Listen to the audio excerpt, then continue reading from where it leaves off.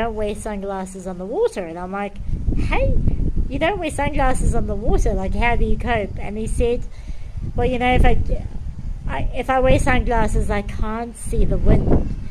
And I said to him, how exactly do you see the wind?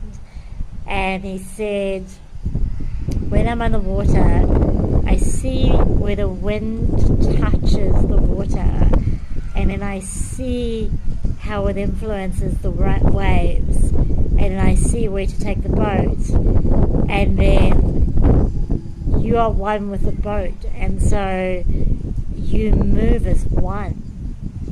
And he says, you're just present. You have to be present to see that. And I was like, wow. Wow. I just thought to myself, that sounds so magical, to be so present that you can read the elements of nature, to play with the elements of nature. And I thought, wow, he's really mastered it. I was like, wow, that is awesome. He's really mastered it. And he was saying he went out for dinner with some men that he's known for like 50 years, and they've been sailing for longer than that, and they still love it. And they were saying they love it even more now that they're older than they did when they were younger. And I was like, that's interesting. And I was reflecting on that. He says, I don't know why. I said, it's probably because you've mastered it. But I think it's deeper than that. And what I've come to realize is that there's no ego. There's no ego. There's nothing to prove. There's nothing to prove. There's nothing to get. There's nothing to obtain.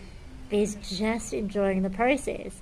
And every time Steve goes off to the race, and I'm like, okay, like, what number are we aiming for today? Like, where are you going? And he's doing really well. He's like 22nd in like 380 boats. So he's doing really great.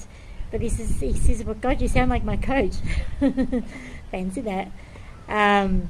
He says, I don't do that. He says, I just go out there and I enjoy it. And I just enjoy the process. And that's the ego. That's no longer there. There's no ego. There's just the enjoyment of the process, the enjoyment of the moment. And I think that's why I really enjoy Steve's company, because he's so present and he's so out of his ego that I'm present and I'm not